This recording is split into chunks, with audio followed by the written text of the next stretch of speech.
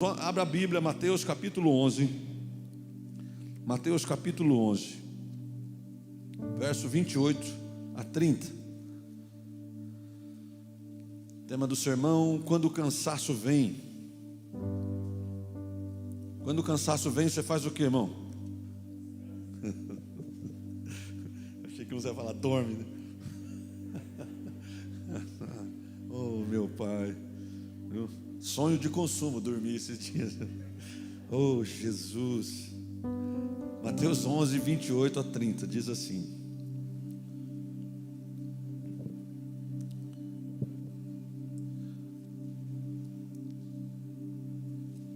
olha o que diz aí: vinde a mim todos que estáis cansados e sobrecarregados, e eu vos aliviarei.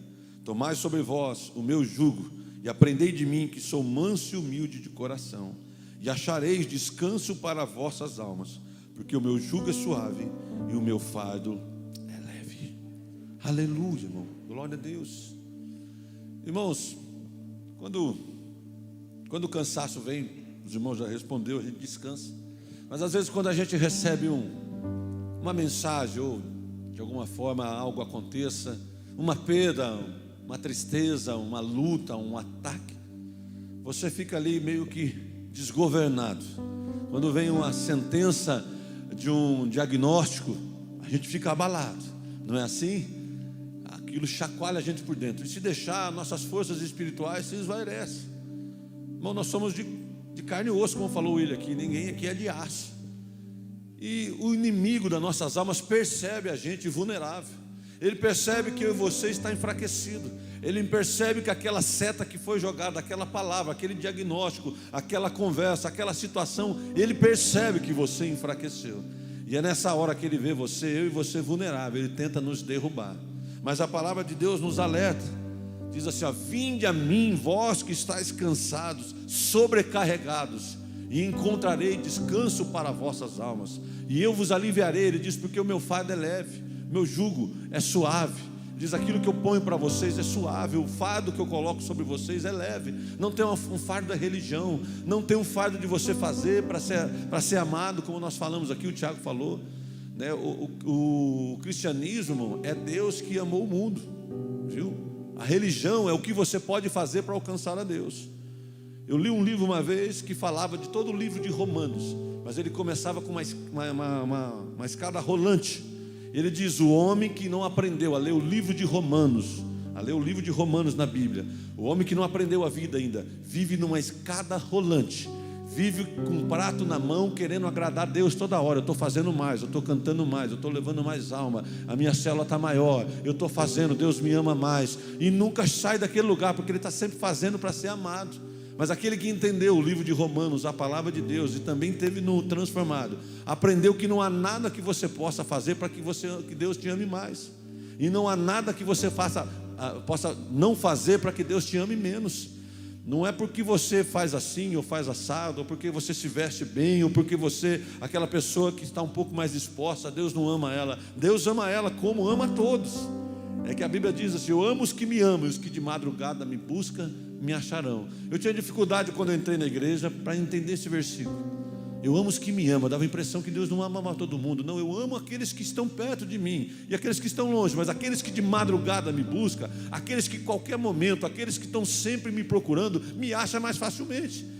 Ele diz, buscar-me-eis e me encontrareis, quando buscar de todo o vosso coração. Então Deus está pronto a ser achado.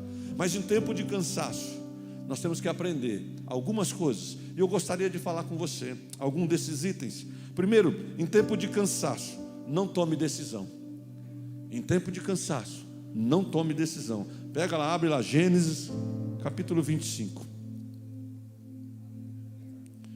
Glória a Deus. Gênesis 25, do 29 ao 34.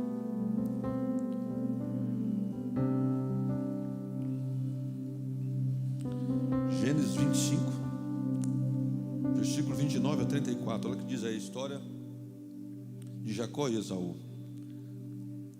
Olha o que diz o texto.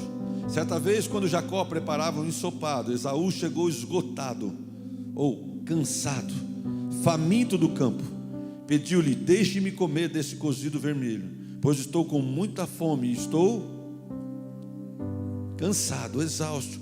Por isso mais tarde deram também a Esaú o nome de Edom, ou seja, vermelho.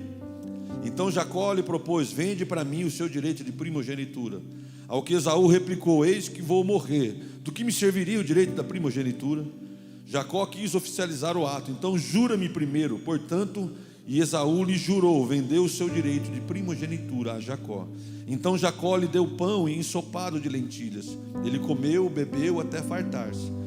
Levantou-se e partiu. Assim desprezou Esaú todos os seus direitos de filho mais velho. Em tempos de cansaço, irmão, não tome atitudes. Tem pessoa que perde o casamento, tem pessoa que perde o emprego, tem pessoa que perde tanta coisa, por causa no tempo de cansaço, tomou uma decisão errada. Para você ter noção aqui, o direito de primogenitura, as bênçãos que saía da boca de um pai, as primeiras bênçãos, não só a bênção falada da boca do pai, mas tudo que o pai tinha de bem, tudo que o pai tinha, ia em dobro para o filho mais velho. Se o pai tivesse 5 casas, um filho ia ganhar uma e ele ia ganhar 2 de cada filho que ganhasse. Ele ganhava uma a mais. Se tivesse várias fazendas, ele ganhava, cada vez que o segundo filho ganhava uma fazenda, aquele primeiro filho ganhava 2. Se o pai tivesse ali 800, ali filhote de gado, cada 100 que alguém levava, ele levava 200. Era assim as bênçãos da boca do pai, e também todas as primícias e todos os bens. Mas nesse dia, ele, por cansaço, jogou fora a história da vida dele. Esaú jogou fora. Em tempos de cansaço, toma cuidado. Em tempo de cansaço, você pode trocar prioridades. Verso 30, onde você está aí? Em tempo de cansaço, a gente troca as prioridades. Olha aí, o verso 30. E pediu: deixa-me comer deste cozido vermelho, pois estou com muita fome e cansado. Por isso mais tarde deram também o nome de Esaú de Edom, que quer dizer vermelho. Ou seja, por estar cansado, ele trocou a bênção de Deus. Por estar cansado, ele trocou aquilo que Deus estava dando para ele naquela hora. Trocou situações momentâneas, trocou prioridades. Irmão, por estar cansado, a pessoa vai para um adultério, uma conversa boba no trabalho. E vou dizer mais, irmão, tem pessoa que fica orando para Deus: Deus, me livra desse pecado. Vou falar uma coisa para você: sabe por que você não sai desse pecado? Porque você gosta dele ainda. Não é Deus que vai livrar, é você que tem que parar de fazer. Não é Deus que vai fazer você parar de sair daquela casa onde você estava acostumado, e naquela moça ou naquele rapaz. Não é Deus que vai tirar você do caminho da droga, é você que vai parar de andar pelo caminho da droga. Não é Deus que vai mudar a palavra na sua boca, é você que vai parar de ser uma pessoa que fale palavrão, palavras que não vêm. Você está me entendendo? Prioridade. Não é Deus que vai fazer você vir ao culto, é você que vai tomar uma disciplina de vir ao culto. Não troque prioridades. Não é Deus que vai lembrar você amanhã da oração, é você que vai ter prioridade. Amanhã 7 horas, o que tem? Oração, prioridade. Não troque as coisas momentâneas. Alguém chegou em casa, é porque você não deu prioridade. Porque quando a gente vai viajar, ninguém para a gente. Não é assim? Quando a gente tem uma festa, nada para a gente. Alguém chega em casa e diz: eu tenho um compromisso, não é? É que a gente não faz prioridade às coisas de Deus. E depois a gente tem a cara lavada de falar: Deus, me dá isso. Ele diz: você tem me colocado em 3º, 4º lugar.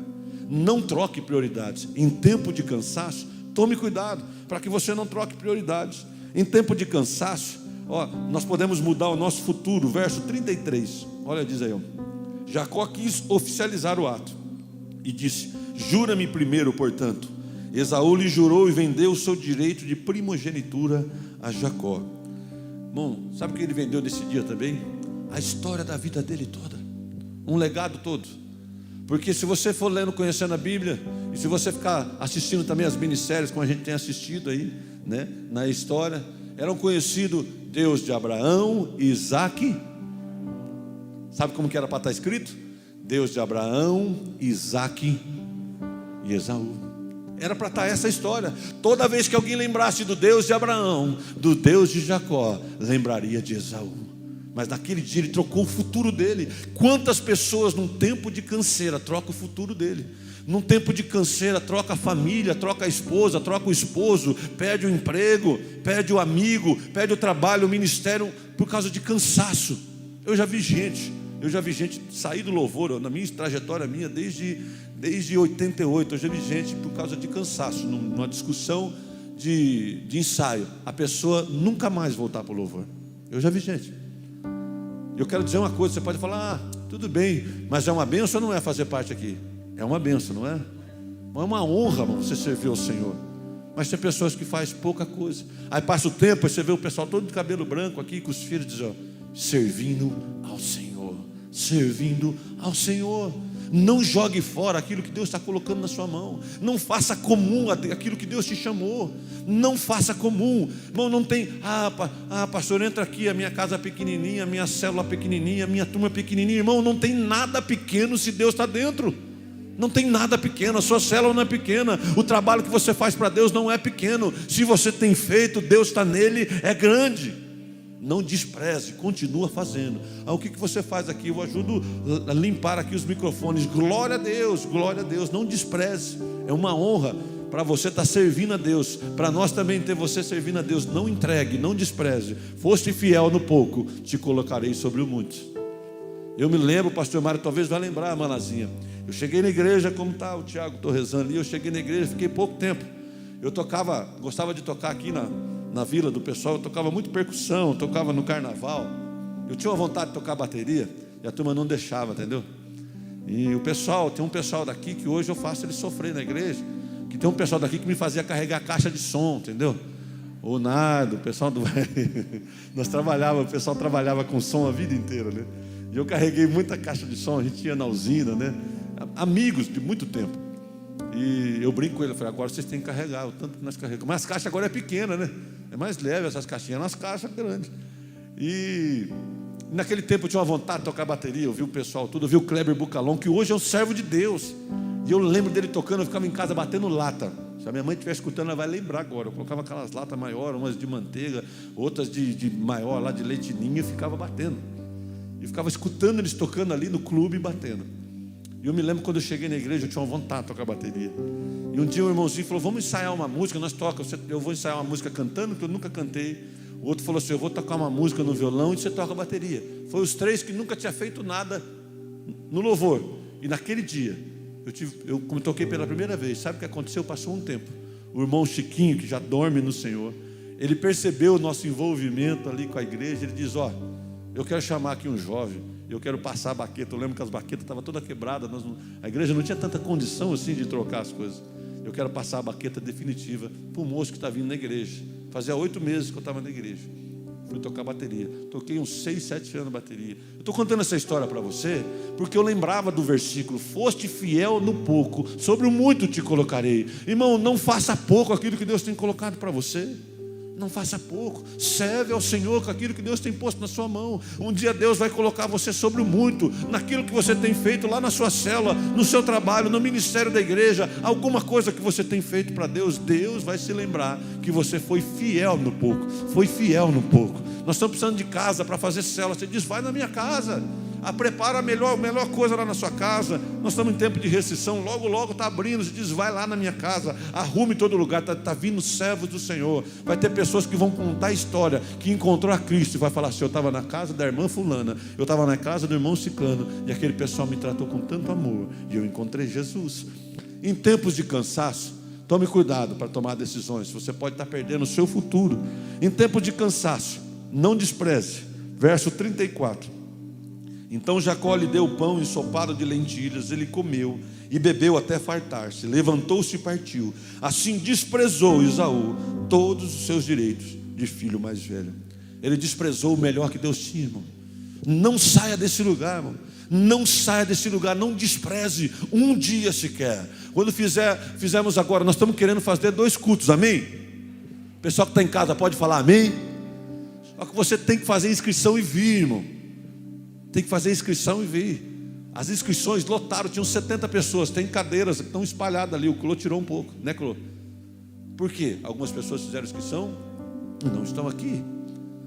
Tomara que seja por um motivo justo. Mas quantas vezes a gente despreza aquilo que Deus está nos dando?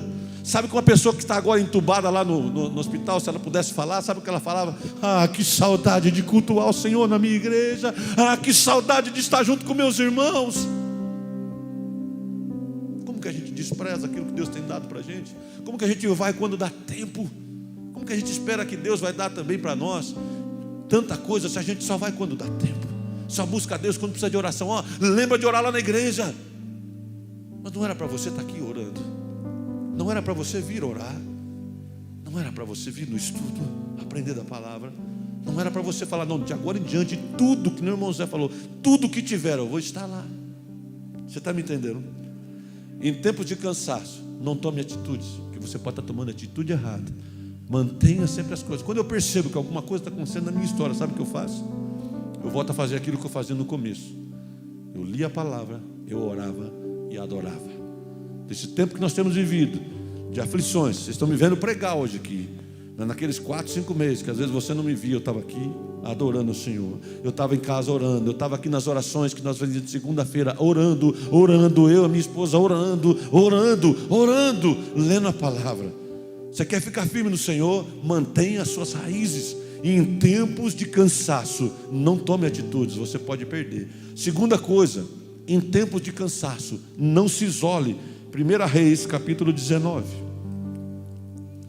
1 Reis.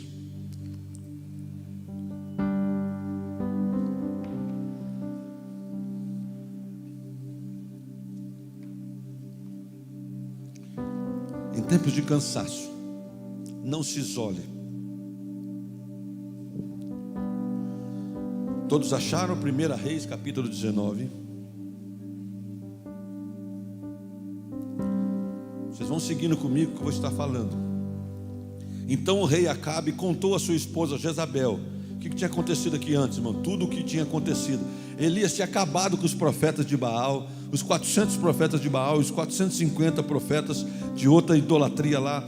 Ele tinha acabado, exterminado. Deus tinha provado com fogo Elias. Elias tinha tido uma vitória tremenda. Então o rei Acabe contou a sua esposa Jezabel, uma mulher pecadora, iníqua, uma mulher maldosa, a mulher do rei, a rainha, tudo o que realizara Elias, e como passara a fio da espada todos os profetas de Baal, que era o Deus de Acabe e de Jezabel, era a idolatria deles. Diante disso, Jezabel, cheio de fúria, irmão, mandou o mensageiro a Elias com o seguinte recado: que os deuses, em letra minúscula, me faça sofrer as piores desgraças, se até amanhã, essa hora, eu não fizer com a sua vida o que fizeste aos meus profetas. Um pouquinho para aí, irmãos. Olha, aquela mulher, ela invoca o Deus com letra minúscula, a idolatria dela, para dizer: eu vou acabar com você que é profeta de Deus. Irmão, sabe o que aconteceu? Esse que era profeta vencedor, ele temeu. Vamos, veja bem, ele tinha tido uma vitória tremenda. Há poucas linhas aí atrás tinha tido uma vitória, mas com aquela força ele pega, tira os olhos de Deus e coloca os olhos naquela ameaça. Quanto de nós, em tempos de cansaço, tiramos os olhos de Deus e colocamos os olhos só no problema? Quanto de nós, quando o problema vem, para de vir à igreja, para de fazer as coisas que fazia? Por quê? Por que você tirou os olhos? Por quê? Continua colocando os olhos no mesmo Deus que cuidou de você, continua servindo. Isso é fidelidade, irmão. A gente não quer uma esposa que ame a gente quando a gente está cabeludinho, careca, gordinho, barrigudo. Não quer ou não quer os homens? Quer ou não quer? Desarrumado, com dinheiro, sem dinheiro, não é assim que fala? Na alegria ou na tristeza? Na saúde ou na doença? Você gostaria que a sua mulher traísse você se você ficasse lá no hospital? Você fala, não é? E como a gente quer a fidelidade de alguém do lado da gente, de carne e osso, e a gente não faz isso com Deus? Na primeira situação a gente muda, vira outra pessoa, viramos um adúltero de Deus. Por isso que ele fala, adúlteros. Tem corrido atrás de outros ídolos, tem corrido atrás de outra força. Você tem procurado a força onde? No trabalho, naqueles que enchem a sua agenda de trabalho. Essas pessoas não podem trazer alegria para você. O dinheiro que você ganha nesse trabalho não pode trazer a felicidade que só Deus traz. Não tire os seus olhos de Deus, continua colocando firmemente. A Bíblia diz para a gente continuar colocando os olhos nele, sempre, em todo momento. Não se amedronte.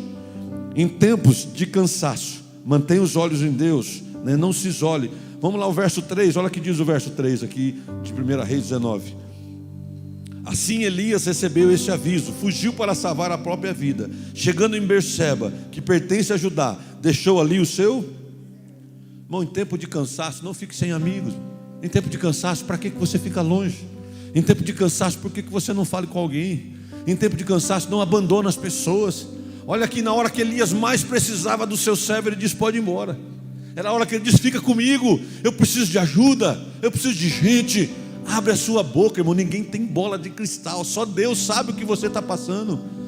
Ninguém liga para mim, ninguém me avisou, ninguém me chamou. Eu não sabia que tinha isso na célula, não sabia que tinha aquilo na igreja, eu não sabia que o pessoal ia lá no IES, eu não sabia que ia acontecer o seminário. Irmão, não fica longe, não fica longe. Vou dizer uma coisa aqui para puxar um pouco a orelha de todo mundo. Irmão, tem coisas no WhatsApp que não é fácil a gente ficar vendo toda hora, não tem? Os homens têm aquele grupo de futebol, tem o grupo de um monte de coisa, tem as mulheres, tem o grupo do cabeleireiro, o pessoal que está fazendo live nas lojas, aí não tem? Vai ter live, vai ter live. Esse pessoal às vezes não dá para você responder toda hora, mas eu vou dizer uma coisa, o grupo da sua célula você pode responder, porque é importante, você está me entendendo? São seus irmãos, seus amigos, são aquela pessoa que vai orar para você e está orando por você, e você pode interagir, sabe por quê? Sabe por quê? É através daquele canal Deus vai abençoar pessoas. Não mande os moços embora, não mande a sua célula embora, não mande embora a hora que você está mais precisando. É agora que você está precisando de amigo. Sabe o que você fala? Bom dia, pessoal, ore por mim. Você pode ter certeza que alguém fala: epa, aconteceu alguma coisa com aquele irmão, com aquela irmã. Aí alguém vai entrar no privado. Você diz: pastor, ninguém entra. O Espírito Santo vai incomodar alguém, vai fazer, porque você fazia com as pessoas, amém? Tudo que você planta, você vai colher. Faça isso, irmão. Não abandone. Não fique isolado no tempo de cansaço. Vamos seguindo aí, verso 4. Quando ele fez isso, foi para o deserto numa caminhada de um dia. Foi se sentar debaixo de um pé de zimbro, uma espécie de arbusto, e ali orou pedindo para si a morte, dizendo: agora basta, Senhor, retira de mim a vida, pois não sou melhor que meus pais. Irmão, ele caminha para o deserto. Sabe o que ele faz? Ele entra em depressão e ele joga para fora os seus sonhos. Irmão, eu quero acordar você nessa noite. Você que está aqui, você que me assiste, acorde, não desista dos seus sonhos. Eu oro para que você agora abra a gaveta da sua expectativa do sonho. Abra assim, olhe tudo lá dentro, diz: eu continuo crendo, eu continuo vendo, eu continuo vivo, e Deus pode fazer tudo aquilo que um dia eu sonhei, irmão. Continua vendo, irmão, continua vendo. Continua vindo, abra sempre. Nós estávamos aqui no seminário, o pastor toda hora mandou a gente fazer a promissória lá para a gente jogar fora, né? E ele falava assim: dá uma olhadinha de novo. Você dá uma olhadinha de novo, está vendo o que você está fazendo? Você vai conquistar isso aqui, você vai derrubar isso daqui. É assim que você tem que fazer, irmão. Você tem que dar uma olhadinha e falar: Deus continua me mandando eu fazer isso, Deus continua me mostrando isso. Irmão, não abandone o seu sonho. A pessoa se sentiu derrotada e se derrotou, se entregou. Diz: não, Deus pode me levar, eu não aguento mais, estou no deserto. Irmão, tinha acabado de vencer 850 profetas, sozinho com a mão de Deus, irmão. Sozinho Elias tinha vencido. Dele viu fogo, irmão. A Bíblia fala que o fogo lambeu, o fogo queimou o holocausto, o fogo queimou ali o sacrifício e lambeu a água, irmão. Para você ver, aquele homem de Deus viu o fogo lamber a água. Você já viu fogo, a água pegar fogo? Você já viu? Elias viu, irmão. Elias viu. A Bíblia diz: lambeu a água. Ele viu isso, irmão. Viu tantas maravilhas e temeu logo. Quantas maravilhas você já viu? Quantas coisas Deus já fez na sua vida? Livrou, transformou áreas na sua vida. Por que você tira os olhos dele? Por que você se entrega? Por que você reforça? Eu estou deprimido. Você diz: não, eu vou me levantar agora, eu vou pôr-me de pé. No próximo culto eu estarei lá. No próximo culto o meu nome estará lá. Não vou ficar mais vencido pela depressão. Não vou ficar falando mais aquela conversa do inimigo. Eu encontro pessoas, irmão, que a pessoa às vezes vem falar alguma coisa, eu falo: irmão, essa é a conversa do inimigo, porque o que Deus fala de você é outra coisa. Não quero ouvir aquilo que o inimigo fala, eu quero ouvir que Deus fala de você. E Ele fala que você é amado, guardado, protegido, vencedor, conquistador. A Bíblia fala isso, e é isso que você tem que caminhar. Não ouça outra coisa. Em tempo de cansaço, não se isole. Verso 5, olha que diz: deitou-se e dormiu ali mesmo, estava cansado, sobre o cansaço que ele estava. Então um anjo tocou e disse: levanta-te e alimenta. Abriu os olhos e olhou ao redor, e eis que ali junto à sua cabeceira havia um pão quente que fora assado sobre as pedras de brasa e vasilha com água fresca. Tendo comido e bebido, voltou a se deitar. Está vendo, irmão? Estava com a mente cansada. Ele vai e pega pão e a Bíblia fala: ó, minha palavra verdadeiramente é comida. Nós aprendemos aqui no estudo: eu sou o pão vivo. Se você comer de mim, nunca mais terá fome. Você vai ser saciado para sempre. Irmão, não é conversa, irmão. Não é conversa. Você pode estar com fome agora, vai se alimentar essa noite. Amanhã cedo você levanta com fome e toma café, não levanta? Mas se você um dia comer do pão de Jesus, nunca mais você é uma pessoa que está buscando algo na sua vida. Toda vez quando eu encontro um cristão que ele é deprimido, entristecido a todo momento, diz: você ainda não encontrou a Cristo, porque Cristo é o fim da sua busca. Eu não estou dizendo que um cristão não fica deprimido, mas não fica para sempre. Um crente, um cristão verdadeiro não fica com a mesma ladainha, a mesma conversinha, todo doente, diz: não, Ele levou sobre si no madeiro todas as minhas enfermidades, e pelas suas pisaduras fomos sarados. O verdadeiro crente anda assim. Ele diz: ele já deixou o cheque, está assinado, eu creio. O verdadeiro cristão anda pela fé, não anda por vista, irmão. Eu não estou vendo nada, mas anda pela fé, não anda por vista. Não fica contando a mesma história que o inimigo quer que você conta. Ele quer que você conte a história da sua doença. Como que você está, irmão? Eu estou. Você diz: olha, irmão, eu tenho passado algumas coisas, irmão, continua orando por mim, mas eu tenho fé em Deus. Quem conhece a Ludmila Febre aqui? Vê ela cantando. Está com medo de levantar a mão, porque você não conhece, conversando. Quem já ouviu lá? Sobre o vale de ossos. Lembra? Em tempos de guerra, nunca pare de lutar.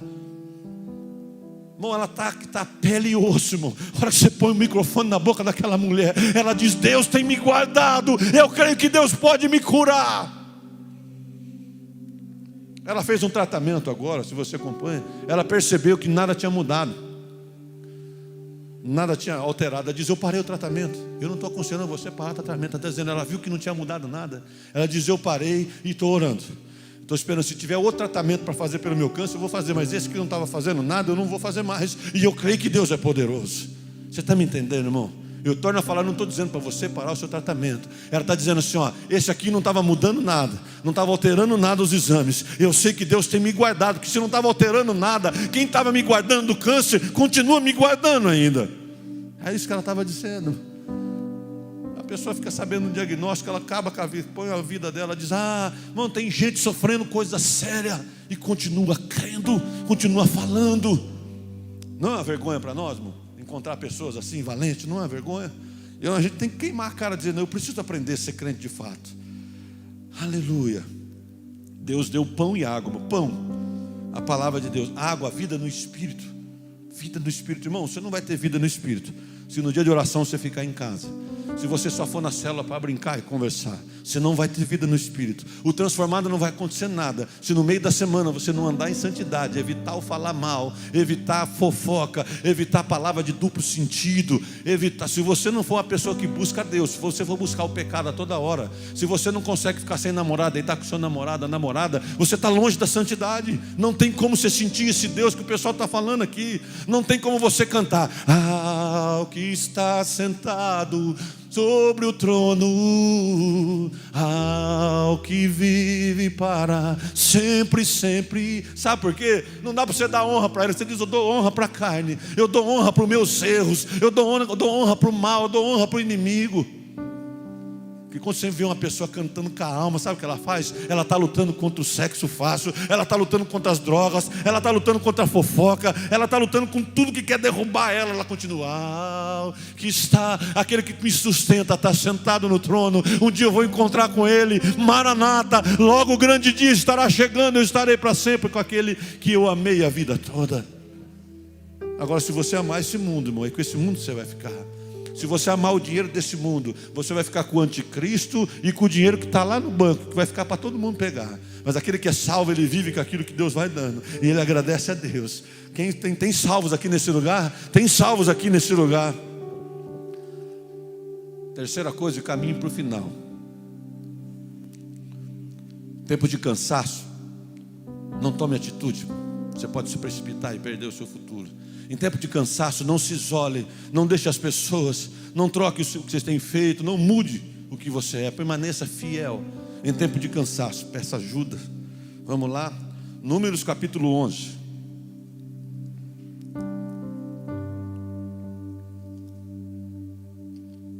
Números capítulo 11.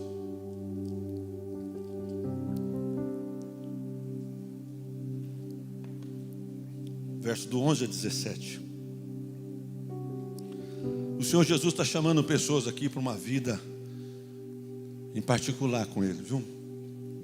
Deus chamando gente para viver de fato com Ele. Deus não quer você religioso. Deus não quer você só um frequentador. Ele quer alguém com intimidade. Ele quer que você dedique a vida dele para Ele. Tem célula essa semana, procura alguém. Diz, eu vou procurar um pessoal na célula, eu vou estar lá. Você diz, eu vou estar na célula.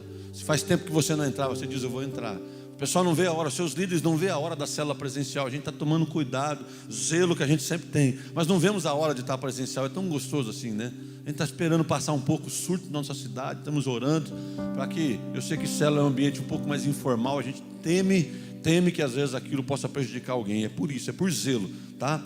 Vamos lá, Números capítulo 11, do 11 a 17. Diz assim, ó: e questionou ao Senhor: por que fazes mal ao teu servo? Porque achei graça aos teus olhos, visto que impuseste em carga todo este povo. Fui eu, porventura, que concebi todo esse povo? Moisés falando. Fui eu que dei a luz a esse povo, para que digas, carrega os teus braços, como uma ama que carrega e conduz o recém-nascido, a fim de levá-lo ele à terra que prometeste sob juramento aos seus antepassados? Onde poderei eu conseguir carne para dar a todo esse povo? Eles insistem em suas queixas contra mim, chorando e exclamando: dá-nos carne para comer. Não posso eu sozinho conduzir toda essa multidão de pessoas. Essa é uma responsabilidade muito dura e além das minhas forças. Portanto, se és assim que desejas me tratar, então é melhor que me tires a vida agora mesmo. Se te agradas de mim, não me deixes ver a humilhação da minha própria ruína. Olha o que Deus diz para ele. Então o Senhor respondeu a Moisés: reúne 70 sábios, anciãos, líderes de Israel, que tu sabes serem autoridades aos escribas do povo. Tu o levarás à tenda do encontro, onde permanecerás contigo. Eu descerei para falar contigo e os abençoarei. Tomarei uma parte do Espírito que está em ti e colocarei sobre eles. Assim levarão contigo toda a carga da responsabilidade em relação a Israel, e tu não levarás mais a carga sozinho. Olha, irmão, estava cansado. Moisés carregava todo o povo, não carregava literalmente na mão, mas era um povo enorme, pelo deserto. O pessoal toda hora reclamava: pastor, passa por isso, irmão. Pastores, passa por isso toda hora. Alguém fala alguma coisa, alguém manda alguma coisa, pede ajuda, e chega uma hora que o pastor não sabe nem o que fazer com a própria família e com aqueles que estão pedindo. E chega uma hora que a oração é a mesma. Você fala: Deus, o que eu posso fazer? E ao invés de Deus resolver aquele problema num piscar de olhos, sabe o que Ele dá? Ele dá uma orientação, Ele organiza o lugar. Ele não deu uma resposta com milagre, mas Ele deu uma resposta com organização. Então, na hora do problema, na hora do cansaço, além de você não tomar decisões, tome cuidado com decisões. Na hora do cansaço, não se isole, não fique sozinho. Na hora do cansaço, peça ajuda. Faça o que Moisés fez. Ele diz: por favor, alguém me ajude. E o pessoal que anda perto de mim sabe disso. Eu falo: gente, passa aqui. Olha, eu estou sentindo falta de vocês. E tem gente que não faz, irmão. Gente que fica cansado, está sofrendo, está sozinho e não pede ajuda. E eu vou dizer, quando alguém pede ajuda, quando alguém te conta uma necessidade, você tem que assumir uma responsabilidade. Alguém lhe pediu ajuda, seja você o ajudador daquela pessoa, porque ela fez a parte dela. Ela pediu ajuda, ela diz: me ajude, me oriente. Então tudo que você deve fazer em tempo de cansaço, peça ajuda. Está perto de alguém, fala: me ajuda, eu não estou tendo força para caminhar. Peça ajuda. Você é líder de célula, estou falando agora com os líderes, aqui é líder. Você diz, chega na célula, irmão, não é feio, você diz: irmão, ora por mim. Eu me lembro de eu subindo aqui no púlpito, aqui nesse e tantos outros que eu passei como igreja. A hora que eu estava para ministrar o louvor, eu estava tão arrebentado por dentro com tantas coisas. Eu chamava o pessoal e falava: gente, ora por mim, ora por mim. Às vezes eu não queria expor o que estava acontecendo, porque era uma coisa de intimidade. Mas diz: irmão, ora por mim, eu preciso da ajuda. Ore por mim. Não é feio, irmãos. Nós temos que aprender a ser humilde. Tem gente que nunca pede oração. Isso aí, irmão, é orgulho. É orgulho. Peça oração, diz: ore por mim, irmão. O inimigo está quase vencendo a minha mente. Ore por mim, eu preciso de ajuda. Ore por mim. Anda comigo. Quem está me entendendo aqui? É isso, às vezes Deus, para tratar você numa situação, tudo que Ele vai fazer é fazer você o quê? Organizar a sua história. O último texto, quando diz: eu comecei com 20, vós que estáis cansados e sobrecarregados, e eu vos aliviarei, encontrarei descanso para as vossas almas. Sabe uma coisa? Tem pessoas muito cansadas nesse tempo de pandemia. Os professores, irmãos nossos aqui estão cansadíssimos, porque dão aula toda hora online. Os líderes nossos aqui têm que correr dobrado. Não é fácil. Os pais de crianças pequenas têm que ser quase professor em casa para orientar, para ajudar. Não está sendo um tempo fácil. É ou não é, irmãos? Está sendo um tempo muito difícil, com todas as restrições, cuidar a mente. Não é um tempo fácil, é um tempo de cansaço. Mas eu quero dizer que tem uma coisa pior que cansa as pessoas. Sabe o que é? O fardo do pecado. O fardo do pecado cansa muito mais do que o cansaço físico. E tem alguém que passou por isso? Vamos pegar aqui Lucas capítulo 7. E eu vou encerrar orando. Lucas capítulo 7.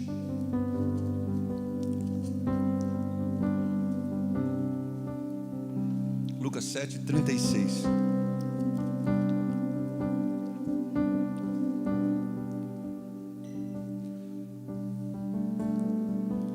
Todos acharam? Olha o que diz aí, ó. Uma mulher pecadora unge os pés de Jesus, unge a Jesus. Tendo sido convidado por um dos fariseus para jantar, Jesus foi à casa dele e reclinou-se como era costume junto à mesa. Assim que tomou conhecimento que Jesus estava reunido à mesa, na casa do fariseu, certa mulher daquela cidade, uma pecadora, trouxe um frasco de alabastro, cheio de perfume. Posicionando atrás de Jesus, prostrou-se aos seus pés e começou a chorar. Suas lágrimas molharam os pés de Jesus, mas ela em seguida os enxugou com os próprios cabelos. Beijou e ungiu com perfume. Diante de tal cena, o fariseu que havia convidado falou consigo mesmo: se esse homem fora de fato profeta, bem saberia que nele está tocando é uma espécie de mulher pecadora. Então voltou-se Jesus para o fariseu e lhe propôs, porque Jesus conhecia o coração, e disse: Simão, tenho algo para dizer-te. Ao que ele se aquietou, disse: sim, mestre, diz-me então. Ele diz: 2 homens deviam certo credor. Um deles devia 500 denários, o outro 50 denários. Nenhum dos dois tinha como que pagar, por isso o credor decidiu perdoar a dívida de ambos. Qual deles o amará mais? Replicou-lhe Simão: imagino que aquele a quem a dívida maior foi perdoada. Ao que Jesus disse: disseste bem. Então virou em direção àquela mulher e disse: está vendo aquela mulher, Simão?